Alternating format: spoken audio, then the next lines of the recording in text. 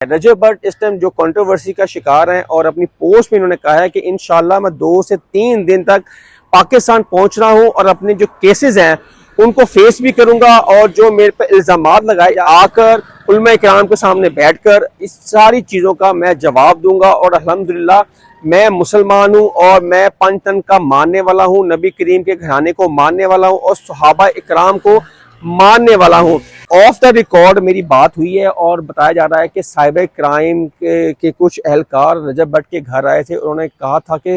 रात 9 बजे आपने साइबर क्राइम के ऑफिस आना है, क्योंकि रजब भट्ट के ऊपर पीका एक्ट 2016 की भी FIR में नामजद है, क्योंकि वो FIR में 295 में लिखा गया है, वहाँ पे पीका एक्ट 2016 का भी इंदराजों के सोशल मीडिया की वजह से वो भी दफात लगाई गई है। उसकी वजह से पुलिस यहाँ पे आई थी और उन्होंने कहा था कि रजब की कोई भी घर में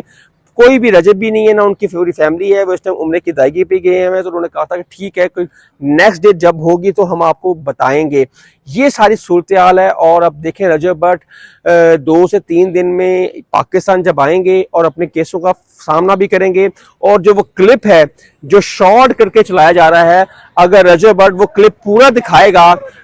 साइबर क्राइम में भी दिखाएगा और इन्वेस्टिगेशन में भी दिखाएगा, और फिर जाके क्लियर होगा कि असल रजब भट्ट ने क्या कहा। और जो शॉर्ट क्लिप चला रहे हैं सोशल मीडिया पे जिसकी वजह से उन पर FIR हुई है, और रजब भट्ट ने अभी कई दफ़ा कह चुका है कि मैंने ये नाउजुबिल्लाह ऐसा कोई भी वो साखी नहीं की।